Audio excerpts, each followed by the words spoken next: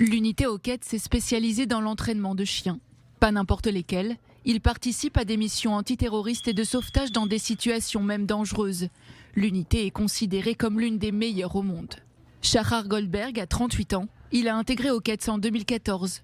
Après y avoir servi pendant 6 ans, il dirige aujourd'hui une société de sécurité qui entraîne les chiens pour des missions de protection ou pour lutter contre les cambrioleurs. J'ai monté mon entreprise et je l'ai appelée Les Chiens d'Ashmoret. Je me suis rendu compte que je pouvais vraiment changer les choses dans le monde de la sécurité. C'est grâce à l'expérience qu'il a acquise pendant son service militaire que Shahar a trouvé sa voie. D'autant qu'après son service, il a compris combien il pouvait être utile. Après l'armée, je suis retourné habiter chez mes parents et je me suis rendu compte que la situation ne tenait pas debout. Ils ont été cambriolés 2 fois en 10 jours et les solutions pour lutter contre les effractions disponibles sur le marché n'étaient pas assez efficaces. La société de Shahar, à la manière de l'unité K9, emploie les chiens de 2 manières, pour dissuader et quand cela est nécessaire pour attaquer. Dans le monde criminel, un garde de sécurité ne peut pas utiliser son arme.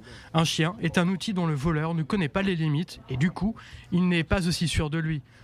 D'un point de vue pratique, un chien ne tue pas. Nous muselons toujours nos chiens, mais quand un molosse de 35-40 kg se met à courir après un cambrioleur, on peut être sûr qu'il ne reviendra plus.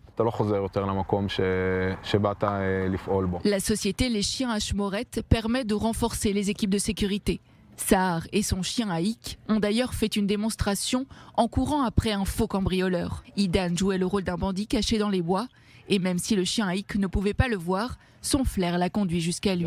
C'est à Oquette que j'ai tout appris. Je n'avais rien fait avant ça.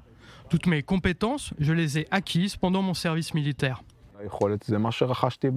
Aujourd'hui en Israël, il n'existe que 2 sociétés de sécurité qui ont recours à des chiens et elles ont toutes les 2 été fondées par d'anciens soldats de l'unité Oquette. Beaucoup d'Israéliens s'engagent dans l'armée avec l'ambition d'intégrer plus tard le milieu de la high-tech. Mais d'autres, comme Shahar, s'engagent dans une voie professionnelle inattendue.